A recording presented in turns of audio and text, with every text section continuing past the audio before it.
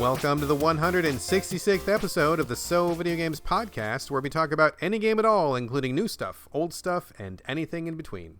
If we are playing it, we'll be talking about it. Today we are recording on February 25th, 2020. My name is Brad Galloway. I am the editor of GameCritics.com, and I am 50% of this here show. With me is co-host and the man who always sets out on an adventure with a full knapsack, Carlos Rodella. That's me. I fill it to the brim with video games, some sort of dessert, and probably a bottle of Coke. And a couple sandwiches, you must. I'm pretty much a dessert guy, so... Oh, man, you're going to be sugar crashing so hard. I know. I have problems. It's a lot of highs and lows. Well, we'll talk about your diabetes later on, but we have a million games to get to. Before we jump right into it, just want to remind all of you listeners, if you have any thoughts, comments, feedback, or requests, you can always contact... I screw this up every week. Every week I say contact. I know, it's a bit. It's becoming a bit. Oh, I apologize, folks. I try so hard to say contact, and for some reason, I'm going to have to change the script because I can't say that word. Yeah, just pick a different one. Like, I don't know, you can get a hold of us. I am strike through on contact. I'm not going to say it anymore. I'll fix it later. You can contact us at sovideogamespodcast@gmail.com. Oh, I feel like a jackass now, but we got so many games to talk about. We got to keep on rolling. All right, let's just get to it. No bullshit, no filler at the top of the show. Let's just dive in because we have a million things. Carlos, as always, let's start with you. Random, cheap, and or free indie game, probably on PC. What's up with you this week, my friend? What have you discovered? I've discovered something so cool, and when I'm finished telling you about it, that you're going to, I think you're going to download and play it, and I hope a bunch of people listening do too as well. So The game is called Democratic Socialism Simulator. Oh, Jesus. Oh, I'm out. No, you're out? I'm out. Wait, hold on. Why did I get that wrong? So here's the deal. I found it on itch.io because itch.io is great. Go to itch.io. It's a great place for a bunch of indie games. I think they're selling it on their own website as well. The developer name is Mole Industria. Oh, yeah, I know these guys. They're art house. Oh, you do? They do a lot of really weird, edgy, artistic, bizarre games. Yeah, I've played some of their stuff. Okay, well, the graphics are amazing. They're really simple, like abstract art. It's got kind of a simple, like animal look to it. Like, so a lot of the characters in the game have a kind of I think they're all animals, actually. But what is the game? So the game is essentially a choosing game. So you're going to be a president, and you're going to make a bunch of hard decisions. They base it on a ton of present stuff that's going on right now. So, I mean, you got everything you can think of. Medicare for all. You have, marijuana, legalize it. You have all the stuff that you're dealing with, Russia, all that stuff. And it's basically presented to you in these little cards at the top of the screen, and you can pick left or right and how you want to swipe it, a la some dating apps. And what you do is when you make those choices, of course, it meters what it's looking at your meter. So it's looking at how much money you have. Do you have a deficit? Do you have a surplus? How does the people feel? They have their own little meter. And are you like working towards emissions and lowering your emissions and trying to get to like a very green kind of setup? So that's the deal. And you are essentially trying to win over the people's affection, do the right thing, balance all these meters and also get reelected. And they also have a meter for Congress, like how many people you have in Congress, like how many seats. It's told through like, tongue-in-cheek humor as well, but also some really, really serious issues. And going through it, I actually didn't even know all the issues that are at hand. Like you start seeing like, whoa, what decision would I make about this thing? I can't think of the difficult ones right now, but like something to do with like people in prison. Do you rehabilitate them? What do you do with this? All these programs for schooling cost money. How much do you want to spend? So that's essentially the whole game. And it only takes 15, 20 minutes. But then you kind of see like a choose your own adventure at the end, like how you did if you get reelected, because there's midterms, there's the whole thing, and you could actually not get elected again. This totally sounds like you're describing Reigns. Did you ever play Reigns? REIGNS? Yeah, I've seen it, and I don't think I never played it. That like what you're. I mean, I haven't seen Democratic Socialism Simulator, but what you're saying with the swipe left and right, you got your meters, you got your money, you got to make decisions. This sounds exactly like Reigns, except swap out a kingdom for Democratic Socialism. Okay. I'll have to take a look at it, but man, like as you were describing it in my head, all I could see was Reigns. I'm gonna look it up real quick. Yeah, look it up. I love the graphics. They're really simple. Again, it takes you really quickly to get through it. I want to say a couple things. One, more description of the game, and then I want to tell you how I fared, because it's a kind of a cool story. I think it's really important. They're not trying to be like straight up jokey. It's not like a game going like, isn't the world crazy? Being president's tough, huh? Wonky, wonky, wonky. It's like presenting, I think, anybody who plays it, which is why I wish it was free, and it's $5. Okay. So I kind of wish it was free just because I want everybody to play this and kind of see the kind of decisions you have to make. As I was giving and funding to all these like great school programs and things that I thought would make a lot of sense, we started going into the deficit really quick. And I was like, oh shit, that's what you have to do. You have to do these trade-offs. And so many times people on both sides can be like, oh yeah, of course you should just do these things, right? Not here in America. You can deficit spend till the cows come home, and you can put it all in the military and fuck all the other programs and still have a country. You can, but I'm saying like if you're trying to do the right thing, it's a long discussion. Let's not get into it. Let's not get into it. But I just want to tell you some of the things that I did without spoiling too much. Okay. Okay. And then tell you my ending was and why I'm so happy about this game. All right. In the beginning, by the way, you have different advisors for each thing. So you have like the union advisors, housing advisors, environmental advisors, and they kind of come in on each little card and say something. So that's kind of the story part of it. It feels a little bit like there's a little funny animal that comes in and tells you something. I don't know why they're animals. But anyways, all the lobbyists, I told them to get the fuck out of here. So I told every lobbyist to get the fuck out, and that felt so good. So lobbyists were in my fucking world. I canceled student loans immediately. I overturned that Muslim ban like in 2 seconds. I cut Space Force. Wow, this is really current. This is all shit happening like last week. That's what I'm talking about, dude. I funded the UBI, which is what I want, Universal Basic Income.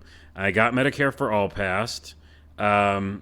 Although I didn't do single payer because it was going to push me into the deficit too much, so I instead offered a public option, which is weird because that's not my stance, but at the same time, it was the best thing to do for the country at that time.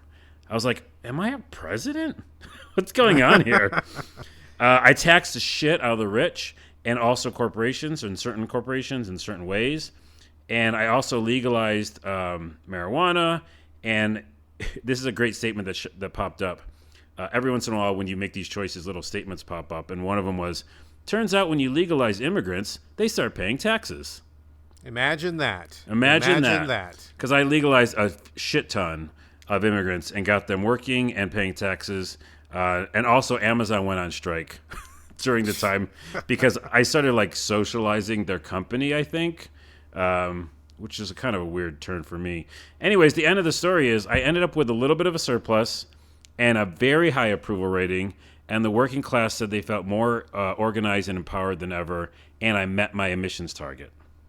Wow. Well, that sounds wonderful, but I'm just waiting to hear from certain portions of the gaming populace who I'm sure are already tweeting us about SJWs and about politics in games, and they're probably already mad before we've even put this episode out. So hopefully people will play it. It sounds wonderful. It sounds like it's got a good message that we really need right now. Well, I can kind of defend this position in saying that you could do whatever you want in that game. There's like straight up like, hey, at least just shoot some guns, right? And like, let's go pro-gun. The people that didn't like me in the game, the virtual people, a lot of them were like, they had like, anarchists, they had...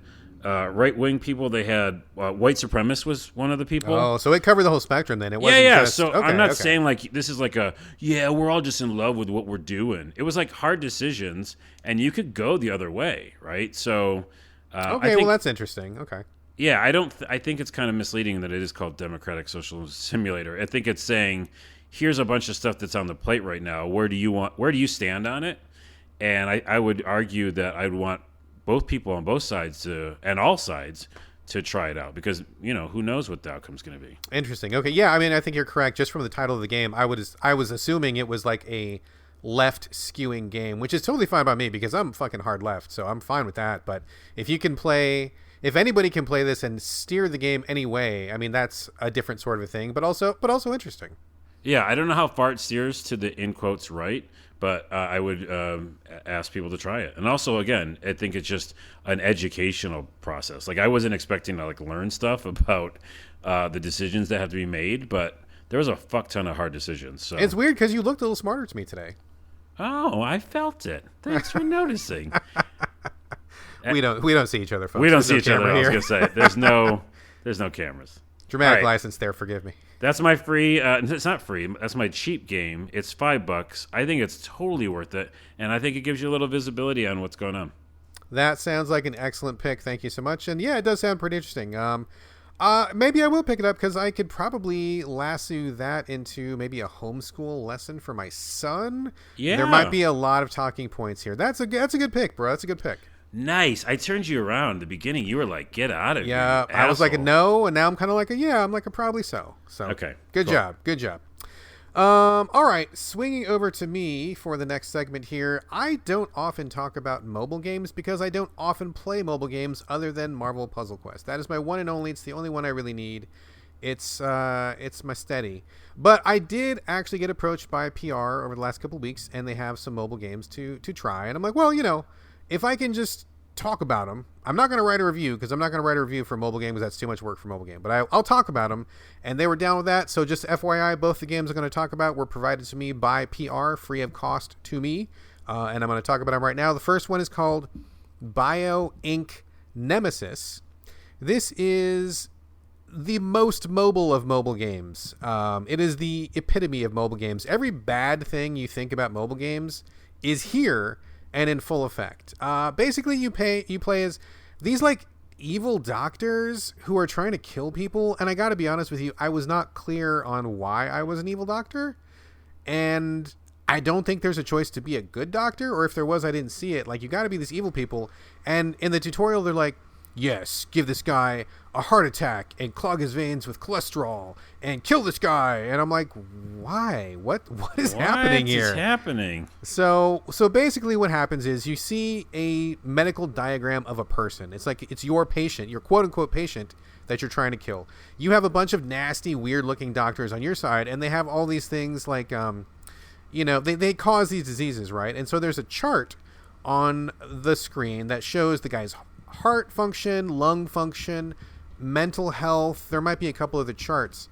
And so what you got to do, I know this is really hard to describe, I apologize. What happens is the doctors that you have build up a meter. And so your meter is building slowly.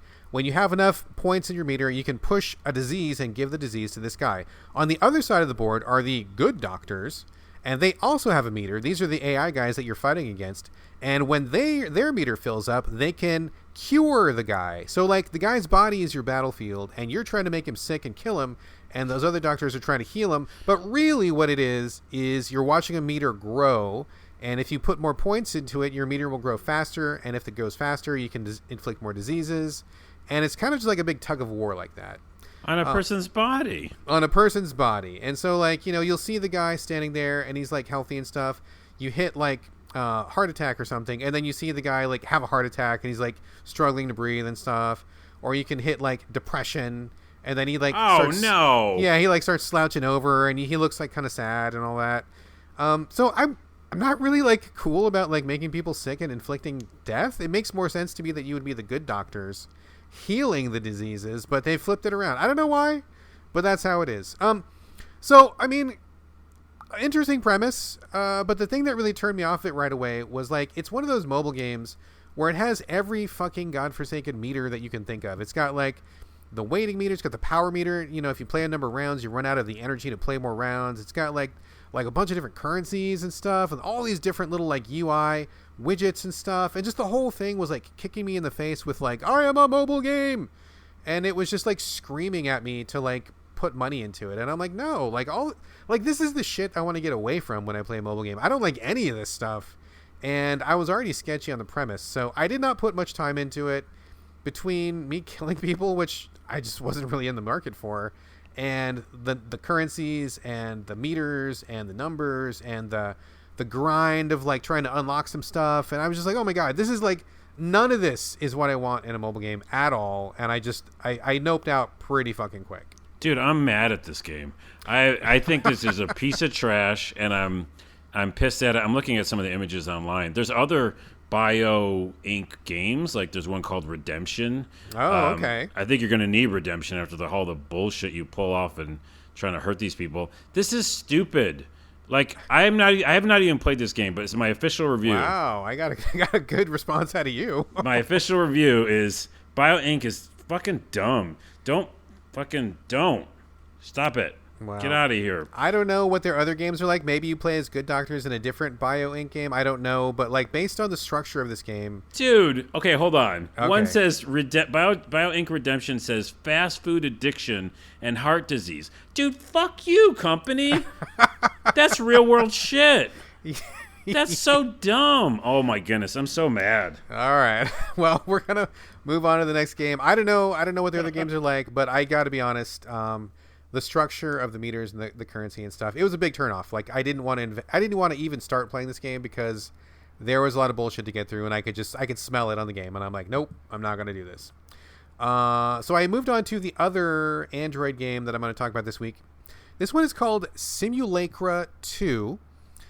It is a narrative investigational game. Corey Motley, who started the podcast with me, he loved these kind of games. This is not my jam, but he used to call these games the rooting around through other people's shit simulator. And that's very true. Like, what you do in this game is, it starts out with an FMV video.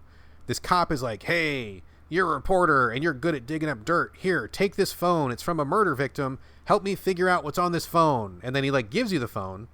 And what happens is it makes your actual phone look like that person's phone. So, like when you play the game, it totally transforms like the home screen of your phone. So like all your apps are replaced. I mean, they're still there. Like, it's a game. Like, it doesn't damage your phone or anything. It just it wipes just looks your like phone. It. Yeah. Yeah, it doesn't wipe your phone. It just makes it look like your phone is the other person's phone, which was kind of cool. That is a cool idea. Yeah. And so the cop will like text you like these fake text messages. It looks like you're getting a real text message, and he's like, "Oh, what have you found? What's going on?" And so you can pick these responses to tell him. And, he'll be like, "Oh, you should watch the video." And so you go into the little video app and you can watch a video of this lady who like is real scared and something's coming after her and she thinks she's going to get killed, and then the video cuts out. And so you're kind of like watching the videos and thinking, man, what, there was a clue in this video, and that clue leads to some other part of the phone where you can check. There's a fake Twitter app you can check. There's like a fake, like a Facebook. It's not called Facebook. It's called like, I don't know, Fudgebook or something. Whatever it's called. I don't know what it's called. It's something like that. So it's cool. Like, it's like this really fake, but it looks close enough to the real world that you instantly know what it all is, right? Like when you see the social media app, you're like, oh, I know what this is, and I know what this Facebook thing is, and I know what Twitter is, and I know what this other thing is, and the photos. So it's really neat that they've taken like this really strange interface and mapped it to your phone.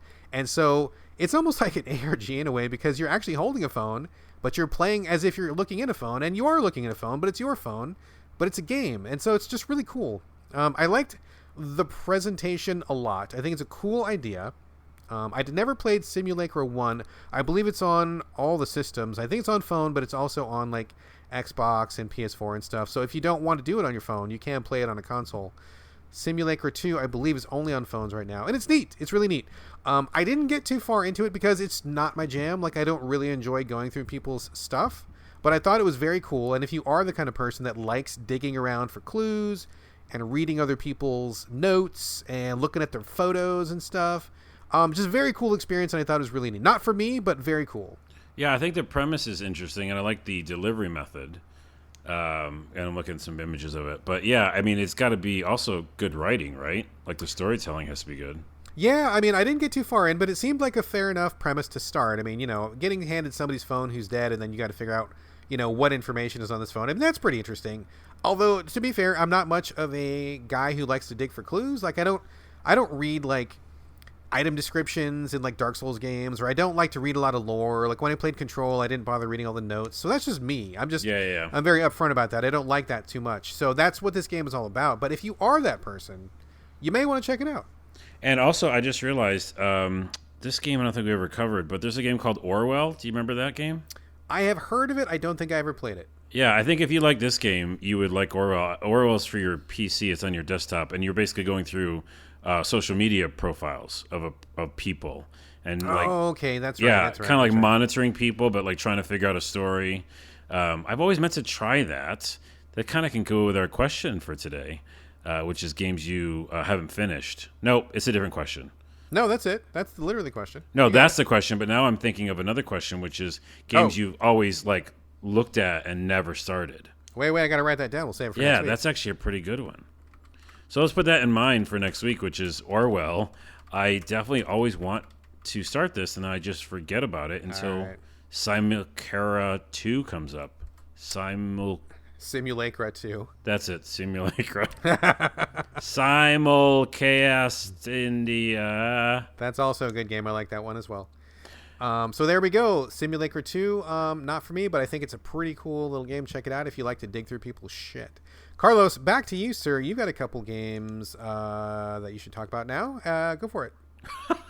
I love that setup. It's kind of what this entire show is about, so I hope you have a couple games to talk about. You have a couple games, and now will you do that now, please? Please do that thing now, sir. Now will you start now, please? I will start now. Here's me starting of a game I'm telling about. Please tell us all the words about this game. I don't think we have said many regular words that make sense on this podcast. Have we ever recorded a podcast before tonight? Because it does not sound like it to me. No, we can't even start it right.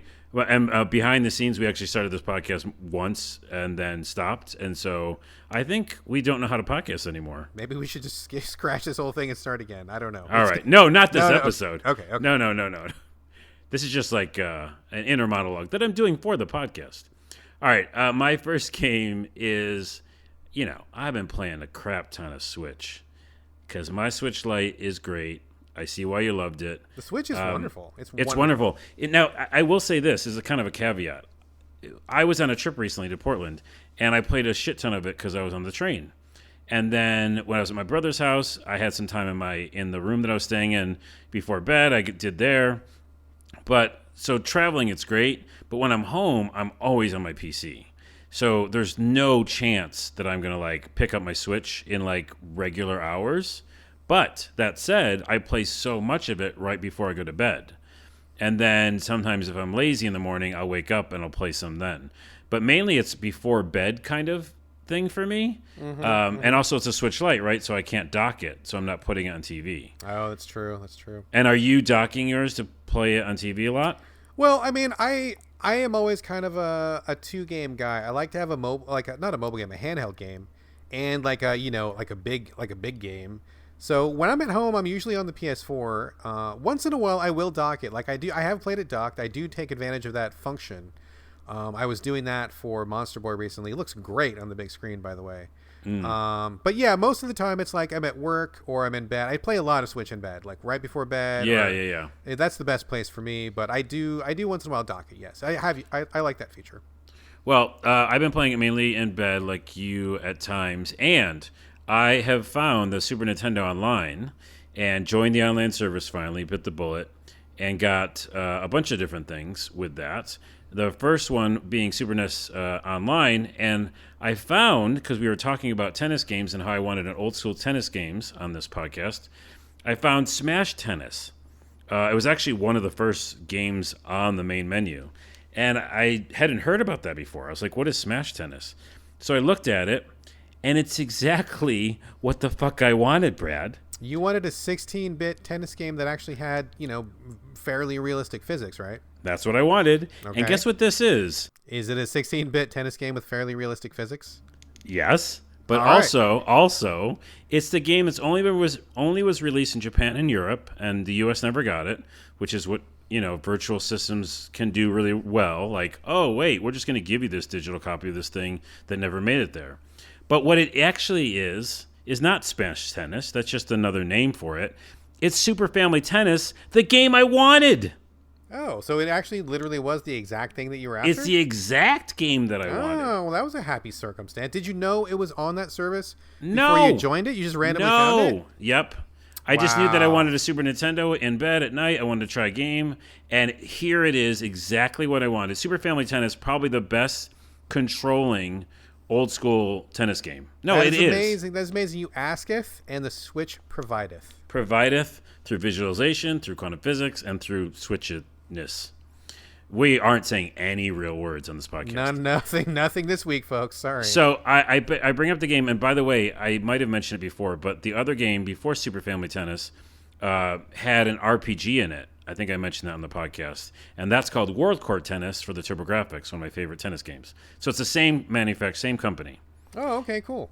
I was elated, and as soon as I started up a match, I remember that there's all these different locations, and one was like a resort. So you're kind of playing in an indoor court in some resort with like people like in a mall kind of watching you a little bit. And it's instantly there was great matches. I mean, I was playing against a computer, and you know how that usually can go shitty. I mean, instantly diving for the ball, lob shots, dropped it right over the net. It hits the net sometimes. Fucking 16-bit game, and the tennis ball actually hits the net, and the trajectory gets changed when it goes on the other side. It is so precise, this control, that Topspin and all those games need to like take a cue from this game. Also, fun fact, the ball boys in this game actually run over and get the ball. Most modern tennis games, the ball boys don't move. Fun fact for you. Go watch any tennis game, and the ball boys don't move. And I was actually a tester on Topspin, and I was like, hey guys, why is the ball boys not moving? Isn't the job to like go get the ball? And they were like, oh yeah, we started animating him, and we ran into too many problems with physics or something. And I'm like, wait, so they're just going to sit there? That's weird. And look, mark my word, go to any modern tennis game, I would say all of the tennis ball boys are just sitting there. I mean, the real question is, can you hit the ball boy with your ball? I think you can in this game. That would be what I would want. I would want to be able to like whack that ball and knock that kid out. In a modern tennis game or just this one? In any tennis game. That's what I look for. That's my number one feature. Well, you're probably not going to find many games that you like, but this is one that I like, and I will say everybody needs to try this game out. If you have a Super Nintendo Online, you like tennis at all, it essentially is Super Family Tennis, but it's called Smash Tennis. Check it out. Another real quick funny thing that happened in that resort mall that I was playing tennis in, there's always a little waitress that's kind of running back and forth with drinks. And every once in a while, she's like startled by our tennis playing because she's in the way. She's like, near the court. And she drops her drinks and just runs away like crying. Oh, see, I wouldn't feel bad about hitting the ball boy, but I feel because she's like probably working for like below minimum wage, like really depending on the tips. I mean, she's probably working real hard. And you know what? She keeps dropping the glasses though. You'd think she'd learn and just go the other way. I hope they're not docking her check. That's terrible. I think they are.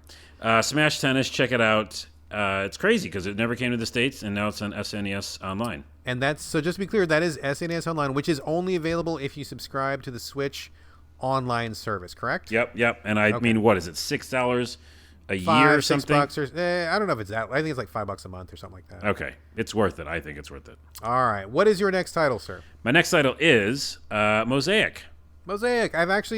I just published a review for this game on GameCritics.com. It's on Apple Arcade. I've been looking at this game for a while because it looks really interesting visually, but I have not played it. So I'm depending on you, Carlos, to either sell me or tell me to stay away.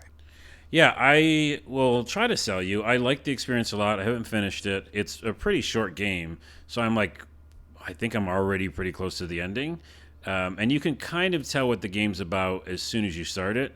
It's a really interesting experience, and I was on my games. What is it? My thing called Eye on Games Field. Eye on Games Field. Yeah, it was featured on that, and so why it was featured on that is because if you go watch the trailer right now for Mosaic game, you'll be like, wow, this is really appealing. It's got that limbo feel to it. I'm going to read the description from the actual game. Enter a world that's utterly surreal and eerily familiar. Escape the mundanity, you got it, yeah. Mundanity of your existence in an experience that will stay with you. Mosaic is a narrative-driven modern adventure game with a story that lasts about 2 to 3 hours. That's a pretty short investment. That's a good time. Yeah, and I was wondering what they were going to call it because so many times on the show I struggle with what is the game that is essentially moving left to right, like Limbo, a story, not point and click, but you kind of just walk and do things. And that's what this is. Okay. And so you said not point and click. I mean, I've seen pictures of it. Folks, if you haven't seen this, it's like very stylized and artistic looking. Looks very kind of grim and depressing in a lot of the scenes. Looks like you're kind of getting, like the man's getting crushed by like capitalism or something like that. But so like, what are you basically doing? Are you just kind of walking around like looking at stuff? Are you talking to people, or what's going down? Yeah, think of the movie Dark City. Remember Dark City? I've seen the poster. I've never watched it. Oh, wait. Hold up. It's on my list. It's on my retirement list. I got to watch it when I retire. It should be on your top of your... It's really fucking good. I'll bump it up a couple notches. Okay. So it's just that, it's that black and white, dark, dreary world where everybody's doing the same thing. Corporate America has taken over in a weird sense where, like, everything's just about... You're all cogs in a machine doing the same thing every day, day in, day out. So like real life. A little more cartoony. At some point, he walks over a bridge because he's walking to work, and you see the traffic jam, and it's like ridiculous. Like it's just car to car, like all touching. So it's like Seattle. Okay, I'm talking about just. So it's like very much like real life. Yes, Mosaic is Seattle downtown. Oh man, okay, I know exactly what you're talking about now. Yeah, it's easy for you to get it. But yeah, and you are waking up every day, kind of like Groundhog Day, and saying like, okay, I'm going to do these basic things like brush my teeth, turn the lights on, do the basic things I would do at home, go walk down the hall, literally like walk down the hall, get on the elevator. You get on the elevator, the people that are on the elevator, they don't like you. You can tell that like they like step away from you, and you're like, oh, my life is crap. And you walk by their mailbox and you check the mail, and then you walk to work. And the first day you walk to work, you actually do the job, which means it kind of jumps into like a desktop, scenario. Are you actually at a desk? Or are you at a computer or something? Yeah, it doesn't really show that transition. Oh, okay. It's super indie. It just kind of goes to a screen where you're doing something. And it's like a little mini game, and the mini game is just trying to bring these little particles to another area on the board. It doesn't really matter what the game is. It's more just saying, like, this is kind of a mundane thing. Like busy work. Busy work, but it also says there's kind of viruses, and you got to, like, work on a puzzle to get away from the viruses. That's just part of it. But then also, every time you wake up, you have your phone with you, and you can play those little clicker games. Okay. Like all the games, the ones I even played, where it's like just like you just click it. What's the name for it? Like idle games? Idle games, yeah. Man, I can't think of anything today. What happened? We are recording much later in the evening than we usually record. Oh, that's what it is. Probably why, yeah. We're like already decided that we're like in switch in bed mode. Yeah. Well, a little peek behind the curtain, folks. We usually record on Saturday mornings, and by that time, I've had at least 1 or 2 cups of coffee. Carlos, you usually have a mocha or something in the morning before we start. Oh, that's true. And so we both refresh from waking up and have the coffee, so we're good to go. Haven't done anything yet, but right now, because of real life circumstances, I mean, you just got back from a trip, and I actually was really sick with a cold today and yesterday. So it's almost 9 o'clock. I'm not feeling great. I mean, I'm sure you're probably tired from your trip, so we're both a little lethargic, not firing on all cylinders. I guess we owe the listeners an apology, because this is definitely not our top of our form here, but we're doing what we can. I think it's hilarious, and it's got some great clips. So to finish this review... No apologies. He is not sorry. I'm not sorry. Okay. To finish this review, it's a cool little experience. I can see some people being down that it's only so short, but as you know, and as everybody listening knows, we here on the podcast love really good short experiences because there's not enough time in the day. Oh, yeah. I like the art style. I like the simplicity of it. Essentially what you're doing, without spoiling too much, is your character starts pretty quickly seeing that there could be a different way. And there is actually color to life, and there is this like whimsical, fantastical thing that's playing out alongside your mundane life. And that is really interesting and abstract.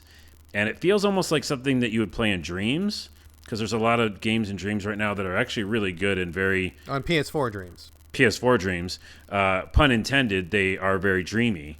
Like, they have a dreamlike quality, including the campaign that just came out for Dreams. So, yeah, I feel like it is not what I thought it was, which was just going to be a very long, kind of tough game where you're, like, struggling through life and really mundane darkness. It really quickly just ramps up and says, like, well, let's look at how things could be in this other kind of fantastical vision. And I have to say one thing that I think will get people to play it. Sure. Because I don't like spoiling it. But at some point in these fantastical things, it almost reminded me of Pink Floyd The Wall. Very much it did, actually, if you've seen that. There's a scene where essentially he's feeling really down about himself, and he shrinks down and gets really small, and all the people walking around are massively huge, and one person steps on him, and he's just like bubble gum on his shoe. And as you're walking, you're like basically stuck to the guy's shoe. And it's like awesomely animated, and he somehow like comes back to life, but that's kind of a metaphor for how he feels. And so those kind of fantastical things start happening really quickly in the game. So I urge people to play. I know people might think that it's this other type of game, but now that I've told you, it's just this really interesting kind of way to think about the world that isn't the mundane. Interesting. So your take on it is pretty positive, and I do like what you're saying. That sounds like my jam. In fact, I would have probably already played this, except for it's a little bit higher in price than I feel comfortable paying. I'm waiting for it to go on sale. But I did just post a review at Game Critics, like I mentioned earlier, from one of our writers. Name is Babushka. And she wrote a really good review. I really like her writing style, and she really went into why she hated this game. She really did not like it at all. So I'm getting like on one side, I mean, she made a very convincing argument for why she did not like it, but you have swung me the other way. I mean, it sounds like you really liked it a lot. I guess there's nothing for me to do but try it for myself. So once it goes on sale, I will pop in and give it a shot. Do it. Cool. All right, let's move on. I have another game to talk about here. Azur Lane Crosswave. We've got a little bit of a theme going with mobile. This is not on mobile, but it actually was inspired or taken from mobile. I don't know a lot about the mobile scene because there's not very much stuff that I think is good there, but this is one of the ones I've heard about multiple times, usually from like the anime crowd on Twitter. I have a couple friends in that circle, and so I hear about things here and there. So Azur Lane, I guess, is one of the top mobile games, or has been.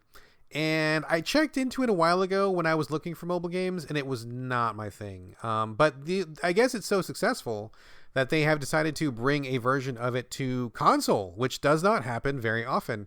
So I decided, I'll give it a shot on PS4. We'll see what it's all about. Do you know anything about Azur Lane, Carlos, at all? No, I don't. Okay, so this is a very anime otaku sort of a game where... Okay, so just hang with me for just a second here, okay? So like what happens is you're in some kind of an alternate Earth. Your crew... So you're just like a commander or something. Like you never see your character. You're just controlling a crew of anime girls who are not referred to as girls. They are called ships. And each girl has a bunch of equipment that is strapped to her. For example, like pieces of submarines and aircraft carriers and destroyers and like any kind of like naval ship you can think of is chopped up into bits, and then it is somehow stuck onto the body of these girls, and they are called ship girls, and they go around like doing stuff. Now I played the mobile game, did not care for it. A lot of grinding, I didn't care for the actual gameplay. I just didn't grab me at all. But they've done something different with it on PS4. You still have the ship girls, but rather than the grindy mobile sort of a thing, they've taken it into a 3D battlefield sort of environment where you're seeing all of the ship girls rendered in 3D, and you put together I think they call it a battalion of them or something like that. And you go out into the ocean, and you zip around on top of the ocean. Despite being ships, they're not actually in the water. They're kind of skimming on top of the water at very high speeds. And they zip around, and you shoot things with their guns, and you can switch between them, and you'll see like a lot of enemy ships, and the enemy ships are just ships.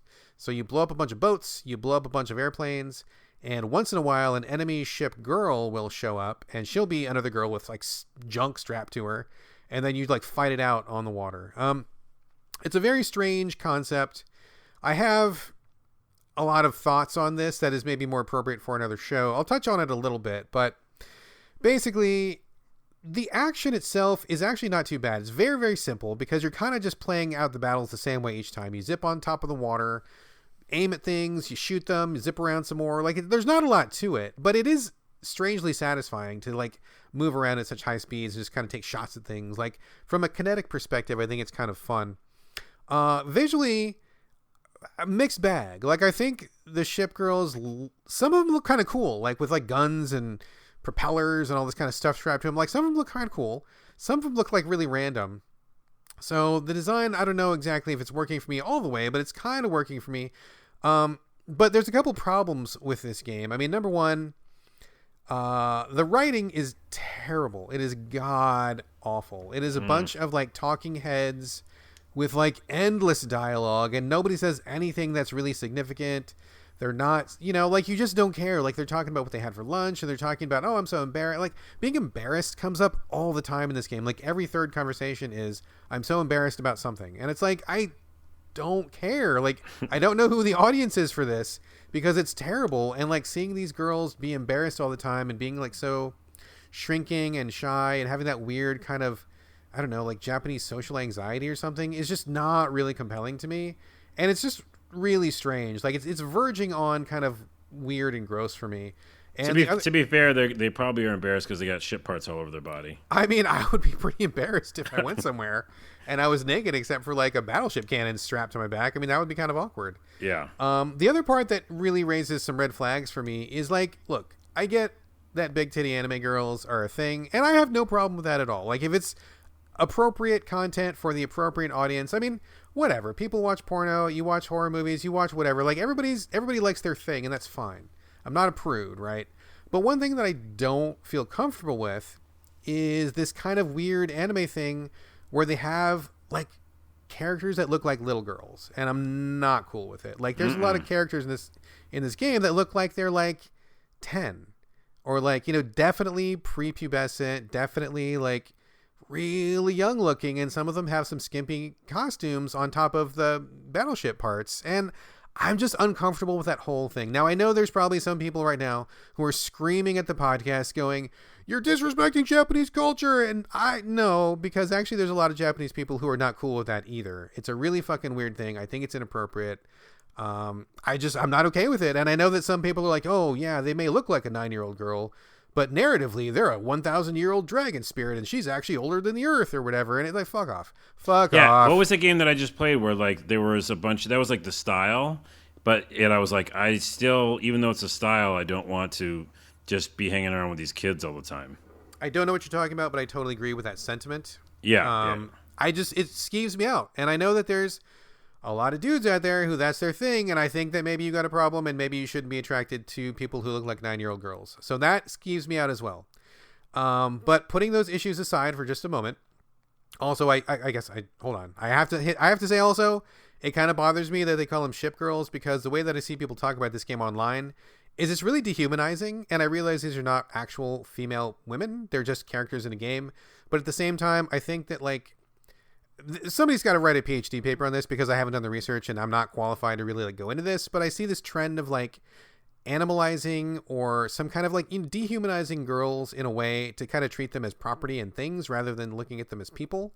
And I see that happen a lot with this game. As soon as you said it, you were like, yeah, and they're also ships. Yeah, like, yeah. No, they're women, aren't they? I mean, they're kind of women. I mean, I was looking at this game as if they are female characters, but I see a lot of people talking about this game as if they are ships, as if they are things, and it kind of bugs me. That's a pretty big topic. I've mentioned it. We don't have to get any further into it, but there's a lot of red flags with this game that I find a little bit problematic. But putting all that stuff aside, and to be fair, it's kind of a lot.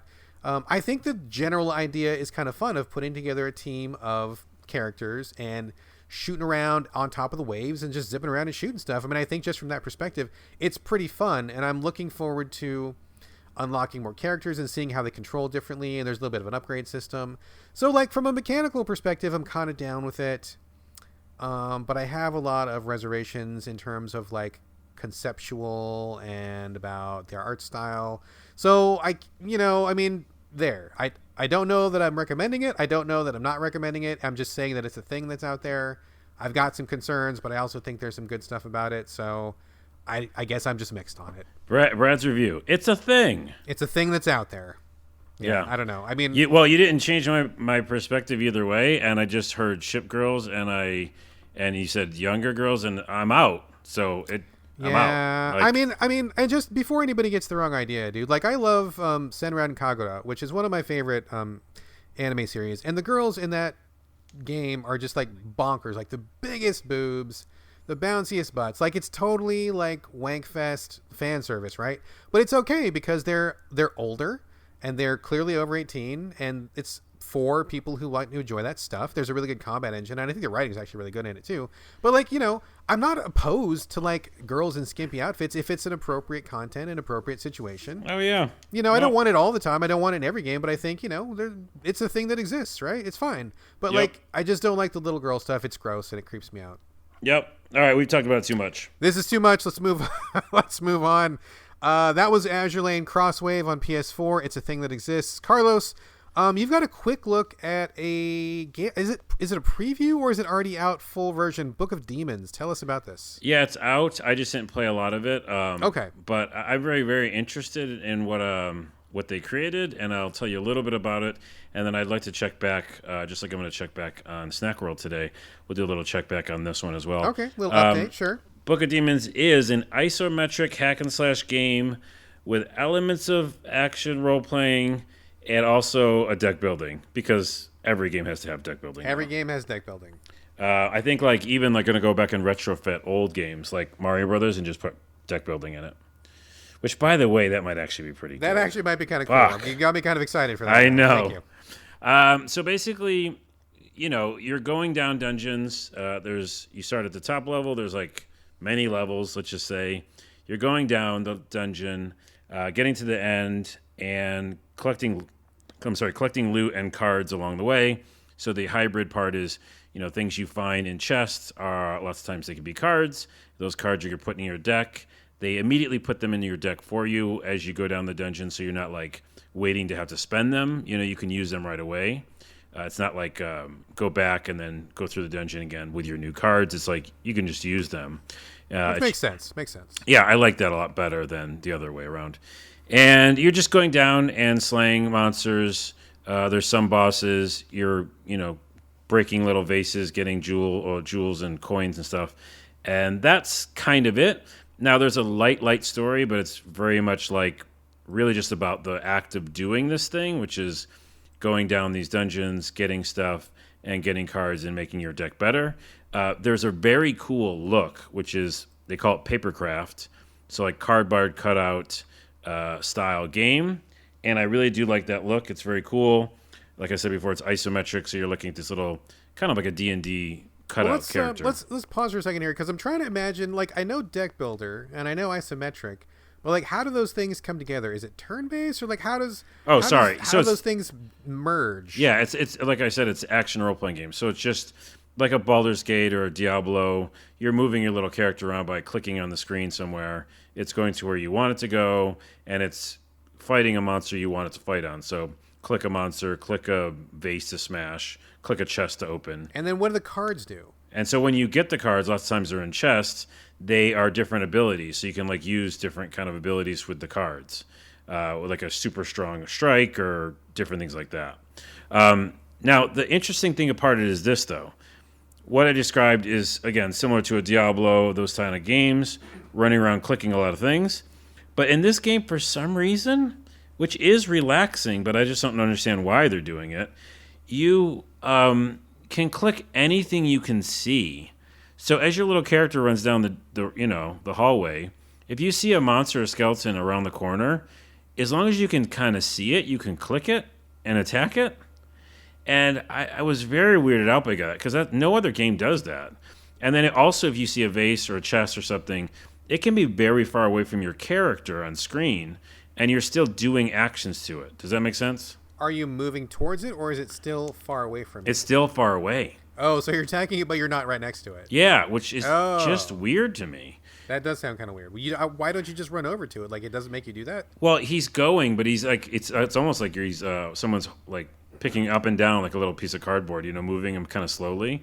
Okay. So I don't know what the reasoning is, but because of that, it really becomes like a Zen-like thing.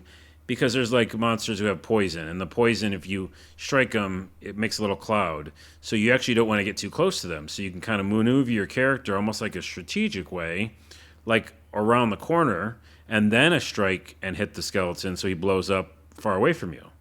And then there's like something that's flying and it gets really close to you, and then you have to like attack that quickly because it's actually hitting your character. But other stuff you can hit from a distance.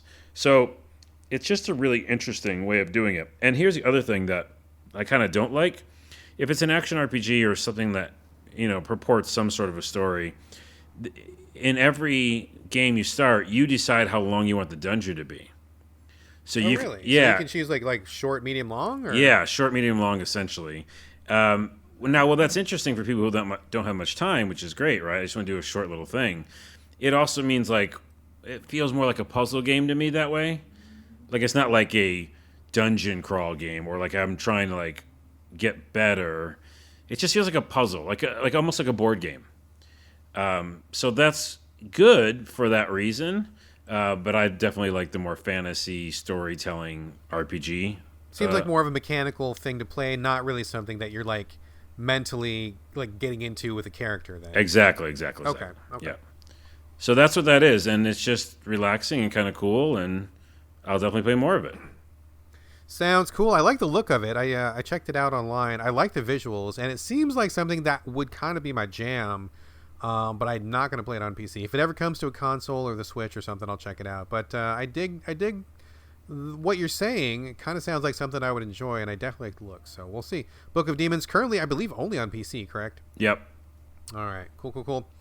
A couple more games here, and then we will get to listener Q&A. We've got a really good one this week. I'm excited to talk about that one. I've got a couple games that go together, sort of. The first one is Darksiders Genesis, which just came out, I want to say, about a week ago. I don't know what the name of the studio is because I feel like that studio has gone through like 3 different names. Excuse me. Pardon me. But they take the same Darksiders characters. If you don't know, it's the 4 horsemen of the apocalypse. It's war, death, strife, and fury, who are not the traditional 4 horsemen. But they've changed them up for, I guess, gameplay purposes or whatever. The first Darksiders was like kind of a Zelda-ish sort of an action game and set in the post-apocalypse. Pretty good. I really did like the first Darksiders quite a bit. Darksiders 2, they kind of added some Diablo loot elements and it lost me. Darksiders 3, it turned into like a Metroidvania and it didn't bring me back. So this one is a Diablo-like, and this one's not doing it for me either. This time around, we are introduced to Strife. This is the first time the Strife character has made an appearance, and it's a co-op game, online or local, and the other person plays War, who is the protagonist of the first game. So it's just basically like a top-down action game, really basic. It's weird because it feels very basic to play, but there's like a lot of different options and menu things and jigamabobs and all sorts of weird stuff that I felt like was kind of overkill. And yet none of it really seemed to matter. What I was doing when I was playing it, and I was playing it with my wife as well, so we were doing co-op, which is, the quote-unquote like good way to play it. We just walked around and just hit guys, and then after you hit a guy, you get a little prompt to like finish them off. So we'd finish them off and just move on to the next thing. It was really dull. Like the graphics were very tiny. It was really hard to make out any details. The map is always a really crucial part of any Diablo-style game, and they fucked this map up. It's no good. When you go to your map screen, it'll highlight like a region. Like, let's say, for example, you're looking at the map. There's like 6 regions in the world, right? And so you'll be like in one region. It'll like highlight where you are regionally, but you don't know where you are in the map. And so you're like, am I at the top of this region? Am I at the bottom? Am I on the left? That's the right? weird. And when you're doing a dungeon crawl, the whole fucking point of the game is to cover every aspect of the dungeon, get all the loot, kill all the monsters. You hoover the fucking thing from start to finish. You need the map. Ideally, it's going to light up when you've filled it in so that you know where you've been and where you haven't been. That's how these games play, and these guys don't seem to understand that. Your map is just like a very general, I am in the Northwest, and I don't know exactly where I'm at, and I don't know, am I above, am I below, have I been here already? And to me, the levels looked really similar, and so we were getting lost like all the time. We were doubling back on ourselves, and between that and the small graphics, we were just like we got really bored of it like on the first day. It's interesting because like that's actually one of my favorite things in Diablo is to like clear out that fog of war. Absolutely. You know what I mean? It's so crucial part of the experience. Like, it's if you like to clear things out and to check things off a list and to be thorough, and I think that a lot of people playing these games probably enjoy those things. Why would you not do that? That is so important. So yeah, we were really bored. Like, the writing was not great. A lot of like bad puns and bad jokes, and it just wasn't fun. Like, we just felt like we were mashing X and not really doing anything. And I found it really hard to care. So we noped out of that game pretty quickly. I do not recommend it, but it's interesting because I've gone back and read some reviews from people that I know, and just like on Metacritic and stuff. There's some people that who did not like it, liked it as little as I did, but there's a lot of people who actually seem to like it, and I'm a little confused by that because I get everybody's got their own opinion, but I feel like for the game that this, like for what kind of genre this is, I feel like it fucks a lot of it up and it doesn't get a lot of it right. So I'm very confused that a lot of people seem to like this one. I couldn't find the fun in it. I did not care for it. I think I played it for like maybe like 2-3 hours and I was done. I just had no more interest to come back. But after playing this, I was bummed, man, because I wanted to play a co-op game with my wife. I wanted to play a Diablo-like. I wanted, I was kind of in the mood for something like this. That's what caught my attention in the first place. And so after like 2 hours and we were done, we're like, man, I feel like all revved up and like, no place to go, like, what do we do? Ironically, I had just got an email a couple days before from Neocore, and they were saying, hey, we just put out a new expansion for Warhammer 40k Inquisitor Martyr, which is a hell of a title. And they're like, yeah, new campaign, new DLC, check it out. And I'm like, I've never heard of this game before. What is this game you're even talking about? Come to find out, it's a Diablo-like. It was released, I think, 2 years ago. 2 years ago. Whoa. They're still putting out DLC for it, expansion, brand new campaign that just came out. So I'm like, well, I'm in the mood for a Diablo-like. This one is one of those. I'm not super familiar with Warhammer or Warhammer 40k, but I know what they are. But, I don't play the tabletop, and Games Workshop is notoriously sketchy with their licenses. Some of those games are great. Some of them are hot garbage. It's really a crapshoot whether these are going to be good or not. But I'm like, I'll check it out. And it just so happened that they put that game on sale the very next day. So retail price for the complete package, meaning the base game, all the DLC, it was like $70. Whoa. It went on sale the next day for $15. Nice. I grabbed the $15 package, got all the DLC, got the extra stuff, got everything, jumped in. So this is like I said, a Diablo top-down isometric dungeon crawl, but set in the Warhammer 40k universe. You play as one of 4 different character classes. If you have the DLC, there's 4. If you just buy the base game, there's 3. There's like an assassin, a heavy gunner guy, there's a wizard, and the new guy is a tech priest, which he kind of uses like little robots and stuff to go with him, little buddies. So, and it's just, it's just like one of those. You just jump in and start shooting dudes and grinding out levels and getting loot and stuff. But I'll tell you, this game is fucking great. It's really great. I love this game. It's so fun. Really well done. But there's a couple things here. First of all, I know a lot of people were down on this game when I brought it up on Twitter. A lot of people were saying, oh, that game sucked. I hated that game. Fair enough, but it came out 2 years ago, and the developers have already moved the entire game onto like a 2.0 release. So they've taken all the feedback, they've done all the patches, they've changed a lot of the systems. I didn't play it 2 years ago, so I don't know. I mean, it probably was bad 2 years ago, but it's great now. Like, it's really fun. It's really, really good, and if you like a Diablo style, this is wonderful. It's got enough of a story to keep things going, where there's a lot of voiced cutscenes where they explain this weird story about this phantom ship that appears, and you got to find out the secret of the ship, and so you're kind of going through dungeons on the ship and kind of, finding clues and stuff, which is, it's not a deep story. It's not Hemingway or anything, but like it's more than enough to keep me going through a game of this kind. Systems are great, and one of the things I like best about it is that you can equip 2 different weapons at the same time, switch between them, and each weapon has 4 different firing modes. So whatever weapon you have, let's say you have a machine gun, it'll have like single shot, also rapid fire, also armor piercing, also like, I don't know, like a burst shot or something like that. Like every weapon, including like the melee weapons, like everything has 4 different modes. And so as you're going through a level, you're constantly course correcting what you're doing. Like you're like, oh, group of small guys that don't have armor, I'm going to do the burst shot. Oh shit, here comes a real big guy with armor. Oh, I'm going back to my armor piercing shot. And you're like you're constantly evaluating the situation as you're playing. So it's not just mashing X. Like you're not just spamming the same attack over and over. You're like, oh fuck, I got to like do my other shot. Okay, this one's on cooldown. Okay, I got to do something else. Maybe I'll throw a grenade. You got to reposition. I'm too close. I'm too far. Like, you got to move around. That reminds me of that game that I had. What was it? Remember I was, like, working for a witch, and I was, like, a gunslinger? And it was top-down view, and I had different types of shots with my gun. Sounds familiar, but I do not know the title. I remember you talking about it. So we're delivering a lot of top-quality content to our listeners here. No, but I like that idea of, like, switching up the way that you're shooting. Yeah, it's really interesting because it makes every encounter like slightly different. Like there's a pretty good enemy variety. I'm not super familiar with the Warhammer universe, but I recognize a lot of these things from like the miniatures that I've seen and like some of the stuff. You know, I've dipped into 40K every now and then, so I'm seeing some like a lot of different enemy types, and it's really fun because you'll hit a big crowd and you're like doing crowd control, then all of a sudden like a big berserker comes up and you're like, oh shit, I gotta like manage this too, and like you're just even in the level like you're doing like multiple strategies like on the go, like little micro strategies, and it just keeps the whole thing feeling fresh. You're not zoning out, you're not just hitting X the whole time, you're not just spamming your most powerful attack the whole time.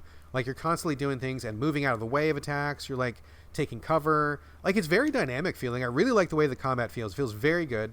There's a wide variety of guns. There's a gun for everybody in this fucking game, and if you dip into the other characters, everybody plays differently.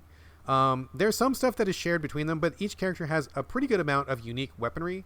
So if you get bored of one character, you swap over to another one, and you can do that, which is really exciting. And I like the story; it's pretty good.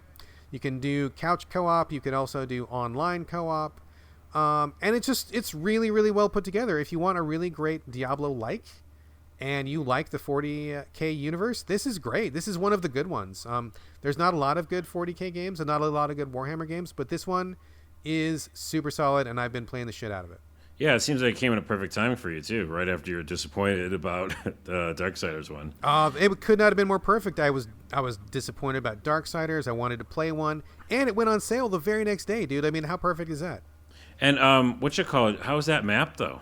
The map is excellent. It is the bomb map, dude. See? It does like that fog of war thing. It also shows you enemies way ahead before you see them, so you're never surprised. Highlights all the chests that you missed. Highlights all the pickups you missed. It's fucking great map. You can also make it small and make it real big if you need more detail. This is how you do a fucking map, folks. This is what you do with a map. Like, this map is great.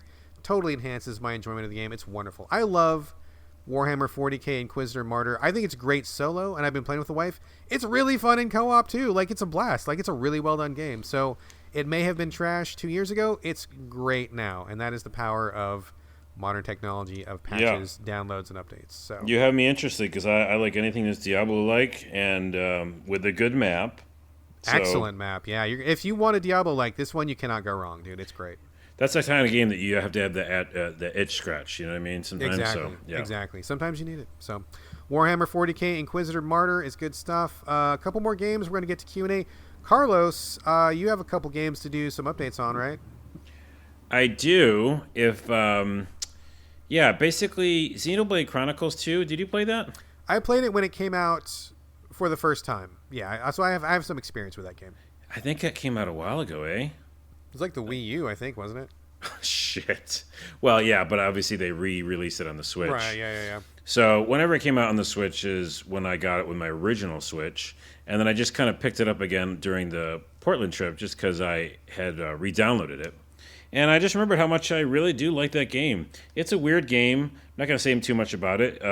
It's kind of like an MMO in a way, where there's a lot of like you setting up attacks and managing your party, but not really like you're not attacking yourself, really. You're just kind of hitting commands. It's one of those things where you like highlight a character and then the character's kind of like auto attack, right?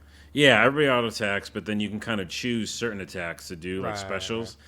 By the way, there's a lot more cutscenes than I ever thought in any RPG I've seen or played in a while.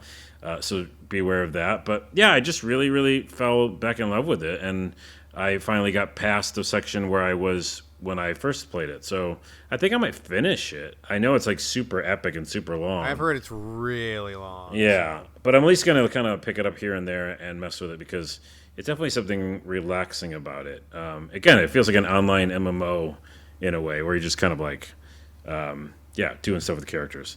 So that was my update for that. And then Snack World, which you hate.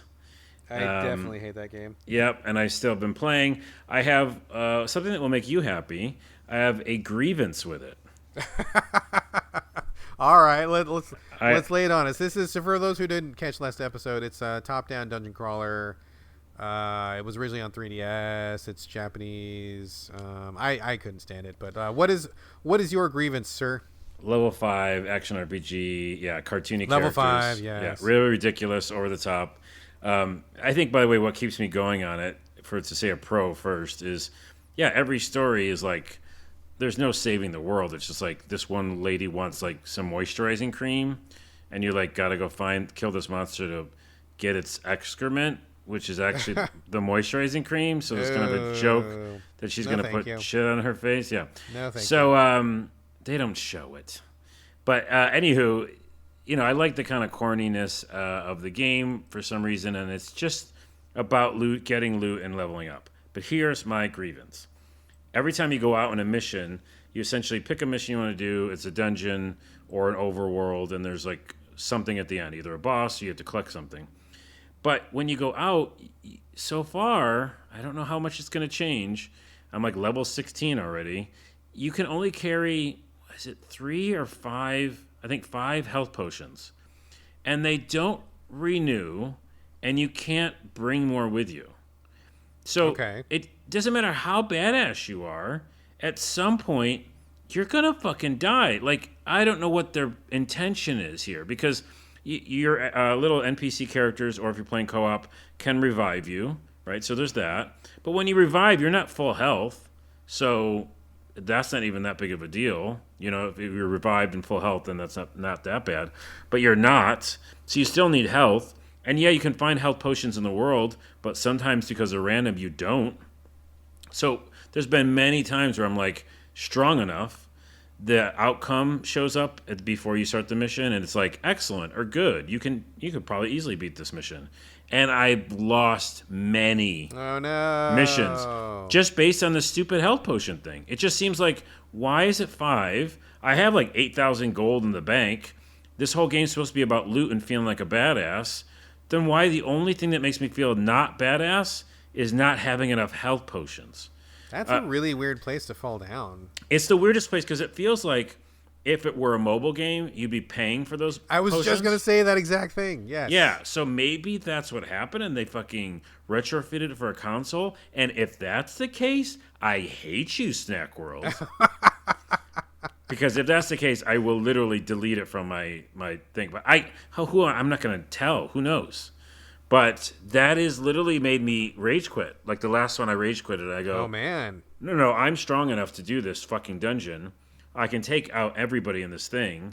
But just because of a couple slip-ups, I don't have enough health. Like, what do? You got no more health. You can't, like, get it back. Yeah, that game is weird, man. I noticed that when I play it. I mean, you've played it a lot more than I have, so you definitely have more of the experience than I do. But when I played, I did notice that I ran out of health potions a few times, and I'm like, what the fuck? On top of that, like, I found the weapon stamina system to be really weird, too. I mean, I don't know if it is a mobile game, but it's got mobile-ish tendencies. It's got mobile-ish tendencies, and the stamina, by the way, for the weapons is not that bad. Like, I've played up to level 16 now. You switch here and there, and also, like, here's another thing that's mobile. Like, the idea of, like, there's certain colors that are in fashion in that game. Oh, yes. So you got to wear the correct color in order to get a bigger boost? Yeah, so if you have purple stuff, like, it's, like, better. I'm like, fuck you. What? Oh, now I'm really... I got angry twice in this podcast, and I just angered myself in this one. Oh, man. Yeah, so that's a weird game, man. It's a weird game. I noped out. I'm glad I noped out, and it sounds like maybe it's starting to wear on you a little bit. It might be. All right. Well, that was Snack World. That was the update. Let's do a quick recap. We talked about a lot of games this episode so far. We're going to talk more, but in terms of stuff that we played straight up, we played Democratic Socialism Simulator. We played Bio Inc. Nemesis, Simulacra 2, Smash Tennis, Mosaic, Azur Lane Crosswave, Book of Demons, Darksiders Genesis, Warhammer 40k Inquisitor Martyr, Xenoblade Chronicles 2, and we just got a Snack World update. So that is the main body of the show. We've got some listener Q&A. I'm very excited to talk about this, Carlos. We asked people, if you'll recall, the question was, what game have you started multiple times but never finished? So let's start with us first before we get to listener Q&A. I have a couple responses, but let's hear from you, Carlos. Did you have anything to talk about? Any games you've started but never finished? Anything notable? Oh, the biggest one, and is most notable, and listener, fan of the show, my friend Elena will know what this is. Not Dragon Quest, Ys 8. Okay, Ys 8. That's a well-known series. I literally need to go back, and now that I'm saying it out loud, I will.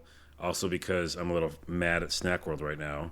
I will probably go back and beat that. You're on this island. There's a little bit of tower defense in that game, and I think that's what took me out of it, because it's not just an action RPG. There's also like a tower defense element, and I think I remember that's why I stopped for a bit.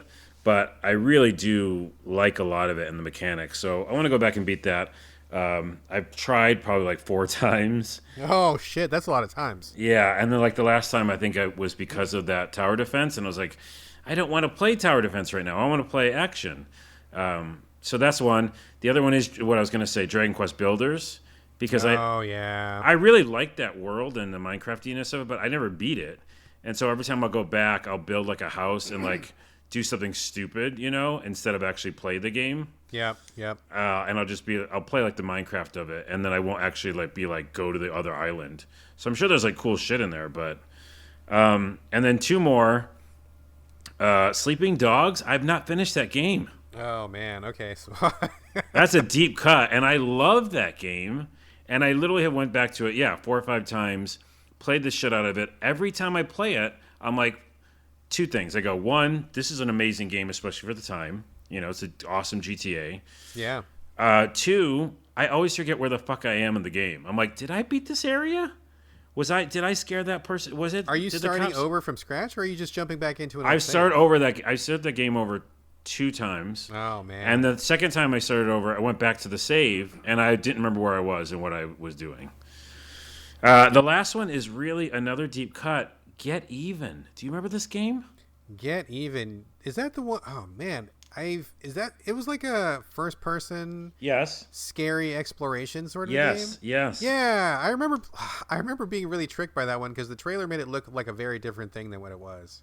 Well, I didn't know what it was. I just randomly bought it for like on sale or something and really was taken by it. And I was like, what a weird game. Like, very this is weird game. Yeah. Interesting, and I'm in, and then I put it down. Just forgot about it, right? Came back to it and I was like, wait, Carlos, why didn't you finish this game? Because that's how I do things when you live by yourself. You just talk to yourself. Hey, Carlos, why didn't you finish this game? We're making dinner. Shut up. You shut up. I seriously have a question. Why did we finish this game? I don't have an answer. I need to go finish it. So I there's did not mine. finish that one either. That's an interesting cut. I did not expect that one. Ooh, I got some deep cuts. You got some real deep cuts there. Sleeping Dogs. I haven't thought about that game in a long time. It's fucking great, and I can't believe I haven't finished it. Man. Okay, I got some games of my own. All right. And all of these kind of like weigh heavily on me, sort of. The first one, Lovers in a Dangerous Space-Time. Oh, yep. I love this game. I love it. For people that don't know, it's a multiplayer game where you share the duties of piloting a spaceship. And now they've updated it so you can have up to 4 people in a ship. It used to be just 2, but like one person would steer and then the other person would work the gun, but then someone would have to like get off of their station to go work the shield. So then you can't pilot all the powers of the ship at the same time. You're constantly like going back and forth based on what you need in the situation. And it requires a lot of teamwork with your co-pilots. I love that game. I think it's so cute. It looks really cute. I love the art style. I think it's really fun to play. I have never finished it. I think I probably started it like maybe 5 times. And I always get to like maybe the second world, and then things get busy and you can't really play it by yourself. Although actually you can play it by yourself now. You can there's AI. There didn't used to be. Well, I was going to say, not playing it solo is probably the hardest part of that. Yeah, so you can put it on real easy and you can have AI people, but I want to play it with my family, right? And like something always comes up. My wife gets busy, I get busy, my son wants to go play Fortnite or something, who knows, and we just never finish it. And I really want to finish it, but it's TBD. The other one, Witcher 2 Assassin of Kings. Oh, I love Witcher 3. It's probably one of my favorite games of all time. I think it's one of the best games ever made, honestly. I love Witcher 3. Nothing but love for Witcher 3. Witcher 2 is a different story. Real janky. Combat's questionable. The technology was not able to really fully capture that vision, and so there's a lot of loading screens which really break up the immersion of that game. It's really tough to navigate sometimes, and I think the quest marker system is great in Witcher 3. It is not great in Witcher 2. I need a lot more quest markers than there are, and so I find myself constantly going to an FAQ, and it's like, I'll do a quest and I'll be into it, and then I'll be like, oh, but I don't know what to do next, and well, you better look up an FAQ, and then, it's just lame. Like, I don't feel like I should have to look up an FAQ just to keep making progress, and it's just janky, and I get to a fight that I don't like, and I just kind of lose steam. But, like, being the Witcher 3 fan that I am, I feel like I should at least finish Witcher 2, and I can never force myself to finish it. I think I've started it maybe 3 times, and I just have never gotten it done. I have it on my Xbox One right now. I started it a couple weeks ago, and I just haven't. I lost steam again. I don't know. I'm sensing a theme right now. Can I tell it to you? Yeah, please do. Please do. I think this might be a theme also. I'm going to go ahead and foreshadow with the games that we're about to talk about in the responses. Is if you think about what we both said with Witcher 2, I didn't really say this out loud with Sleeping Dogs, but there's definitely technical problems. Like there's a lot of great stuff in it. But like with Get Even, I remember that having like weird issues. Yeah, We're like, what's going on? Why is this controlled this way? And a game like, let's say, Dishonored 2 or Greedfall or games I recently played like Outer Worlds, like why the fuck did I finish them so quickly? Part of it's probably that the mechanics were sound, right? It just worked. Like Dishonored 2 just works and like kicks ass, and you're like, yeah, I want to see what this story's like. But if something stops you, I would suspect a lot of that is why people don't finish games. That's a really good point, dude, especially given like how busy people are these days. I mean, most grown-ups I feel like have pretty limited time. I know that we do. And considering that so many games are so cheap these days, I mean, I think basically everybody I know has a backlog of at least a couple games, if not more. Mm-hmm. So it's like if you start hitting trouble, it's real easy to be like, this feels like too much work and I have other things to play, or I just need to go back to work and not play games anymore. Or it's, like it's got to be pretty, I mean, I think you're right. It's got to be something that doesn't feel like a barrier, You gotta just get into it and keep going and keep rolling. And if I need to like figure out why something's glitching out, or if I need to look up an FAQ because I have no fucking idea what I'm doing, it becomes like a drag. So right, which I think is kind of like a really recent callback is that Beholder game. That's what it was called, Beholder. And I was like, I don't know what I should be doing, and I'm confused, and I think it's kind of interesting, the world, but because I was like perplexed, I didn't finish, right? And I think that's what happens. So not only just the mechanics have to be sound, but also like the vision and kind of like the progression of it, because if you're like lost, then you're not going to finish it. So yeah, it really helps too if you're able to get back into a game. Like I don't know about you, but if I step away from a game for 1 or 2 days, I start to notice like I'm forgetting what I'm doing. I forget what my goal was, where have I been, what's going on. And really good games will make it easy for you to jump back in. They'll have a last time on, or up until this point, or at least have a good menu system where if you pull up a menu, it'll be like, oh yeah, these are your active quests. So you can be like, oh, that's right, I'm doing this one thing. So that really helps a lot. Dude, that's what Ease has. I just remembered. Ease has the previously on.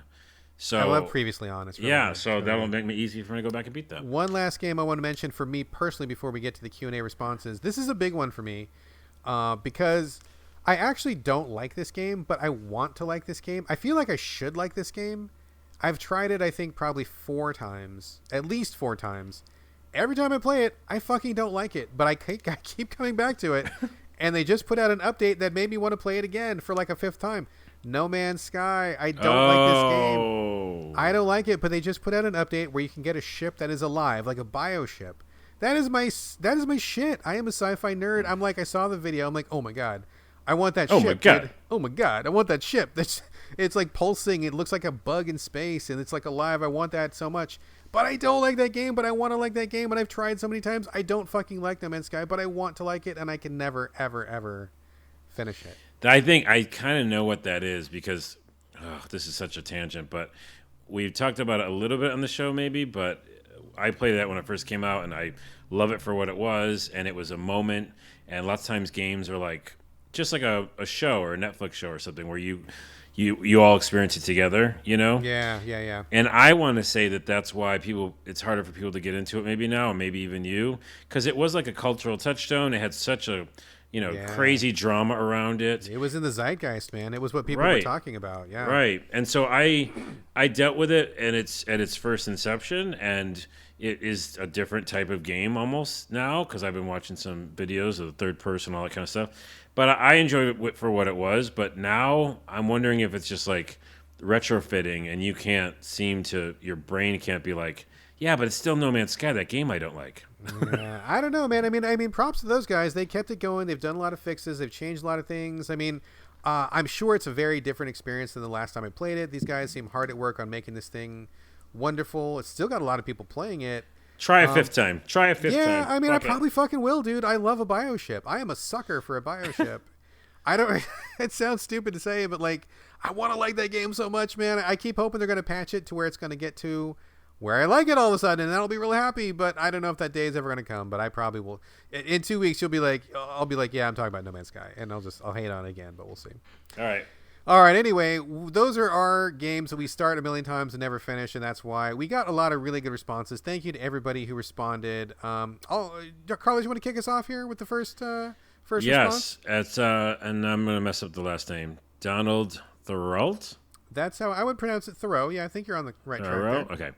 He says, Persona 3 Portable, because the game's atmosphere is so oppressive, I feel like it's causing flare-ups of depression. Ooh, don't do that, man. You don't play that. Something that makes you depressed. No, stay away from that. Yeah, because you know what game does that? Fucking dumbass Bio Inc. What's it called? That Bio Inc. Nemesis. Bio Inc. fucking makes you have depression? Screw that game. I'm mad again. He's mad again. Yeah, don't play anything that makes you depressed, Donald. Stay away from that. There's a lot of happy games that'll lift you up. Find one of those. So, let's see. Next one comes from Joshua Carpenter. Hello, Joshua. It says, two come to mind: Final Fantasy Tactics and several versions of Monster Hunter. There just isn't a good version of Final Fantasy Tactics that doesn't feel antiquated. I totally agree. And with Monster Hunter, I've just come to terms with the fact that the series just isn't my jam. And that's quite all right. It is not the jam for many people. So you were hardly alone there, Joshua. Yeah, it's a tough game to get into. You have to like a love-hate, I think. Phil Holmes says The Witcher 3. By the way, Phil Holmes is now my enemy. He's your enemy? Why is that? Well, let's go on here. I've tried 3 separate times to play that game, but each time I kind of just start hating it. Phil, we can't be friends. But also, everybody likes their own thing, and I'm just kidding. But also, we're not friends, but also I'm just kidding. But that's Phil's answer. All right. We're going to stick with the theme here. Next one comes from Pete Lawson. He says, The Witcher 3, obviously a great game, but the equipment and crafting systems are unclear. It's too demanding of my time, and I wish Geralt would just hit the enemy with his sword instead of doing all that flourishing and twirling. Also, and here's why I love this guy, No Man's Sky. I like the idea of low-stress mining and crafting, but I find the worlds very dull and samey. Same. It takes ages to fly anywhere. Agree. I also cannot take part in space combat except to be shot down, although there is no real down in space. So Pete and I are on kind of the same level with No Man's Sky. I feel you, Pete. Yeah, but the Witcher 3 comment then. Yeah. Anyway. Nocturnus says Final Fantasy 15. Ooh, I'm making enemies. Oh, no. Well, I'm just in an angry mood. I don't know. This whole show's weird. The premise is engaging. I really dig the friendship between those 4 troublemakers. So do I. The idea of collecting royal arms is neat, and world making is top notch, but the fighting is fucking dull. I disagree. It just doesn't feel deliberate. You have minimal control over other characters. Well, that's true. Combo system is meh, and although I tried so hard to give it a chance, it just didn't click with me. And that's fine. The combat is a little divisive. I agree with you. You don't really have much control. If you think about, what did I just call it? Xenoblade Chronicles 2? Yeah. There's some similarities, but you have much more of a control of your main character in this. So I get it. I did like that game a lot. Next one comes from Goodman Trashylvania. Love me some trash. Says Red Dead Redemption and I just seem to get sidetracked easily with other games eventually taking its place. Understood. Yeah. Prey, because it seems like 100% my shit on paper and I keep thinking I'm missing out, but I've tried it 4 times and I never make it beyond hour 5. Also feel you there. That seems like my shit too, and it is just not. So I feel you, Trash. I feel you, Trash, on that because I've started Prey, I realized, maybe 3 times and said, like, nope, I'm not feeling it. Yeah, same. D at, what is it? Twifdeed? Twifdeed. TFW. EEAD. I can't even read anymore. I tried to start Valhalla. Is it Valhalla? Yeah, uh-huh. Yeah, like 5 times, but I just find it so boring. That's fine. That game is terrible. I can't stand that game. I think it gets bigger than it should. It gets more fanfare than it should. Yeah, it's weird because it was so critically praised. That was what got me interested because I don't usually play a lot of visual novel type games. Man, not only was it boring, it was really had a lot of skeevy sexist bullshit in it that nobody really ever called out. And I was like, am I the only person on earth who finds this to be skeevy and sexist? I guess I am because I did not care for it at all. I don't understand the love for that game. But D, I feel, that is not a good game.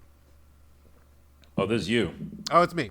Rowan Carmichael says Witcher 3, Xenoblade 1, Final Fantasy 15, Whoa. Final Fantasy 4, Final Fantasy Whoa. 5. Maybe don't play Final Fantasy. Says also The Witcher 3 is the greatest visual novel ever written possibly, but it's just got so much padding with the walking and the fighting. So, oh my goodness, Witcher 3 is just I know this this whole purpose of this wasn't to be like, you're wrong. Absolutely not. That was not the point of the segment. Not at all. We all are appreciative of all your answers. Yes, and by the way, all. like my earlier statement, lots of times it's just not your jam, and Absolutely. you're like realizing it, right? And that's fine. It's totally fine. That's why you're starting it a bunch of times, is because it isn't your game, right? And that's fine. And props to everybody who does this because you're giving it a real good try, right? You didn't dismiss it after 1 try. You're going to try 2, 3, 4 times. That's dedication. You're really going into it with an open mind. So props to you. Developers are psyched for that. Yeah.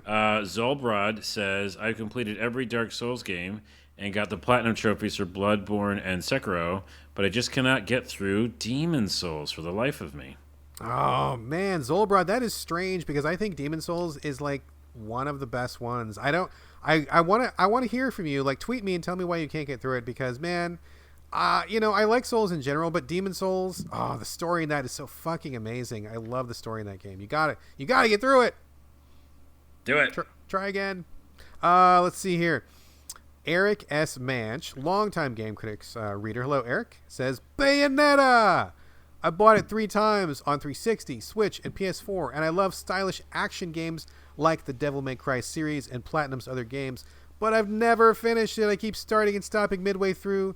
Usually it's the weird puzzles that slow me down. And he's got a frowny face. Freaking puzzles. Yeah. You know how I feel about puzzles. Yeah. Star Wars Jedi Fallen Order, whatever you call it. I'm looking at you. God, I don't think I've finished Bayonetta either, and I think probably I just don't think I like it that much. I think I want to like it, and I just don't like it. You know what? I think I agree with him. I don't either. I think I want to like it too. Last one is Night Dreamer. Very cool name. Why do I have this? Ocarina of Time? Yeah. Are you kidding me? Okay, I've tried 6 times now. I keep getting the ones where I'm angry about it. I do intend to finish it eventually, but I always stop my playthrough after the first dungeon. I don't even know why. It's not even because the game is bad. I've just never been in the right mood for it. Well, he's just saying it right there. There you go. You got to be in the right mood. Got to be the right mindset. Yeah. We have one more last edition. I got it just a second ago when I was checking Twitter. It's not on the script, but I'll read it off real quickly. I figure somebody went to the trouble of tweeting us, so we might as well add it in here since we're doing it.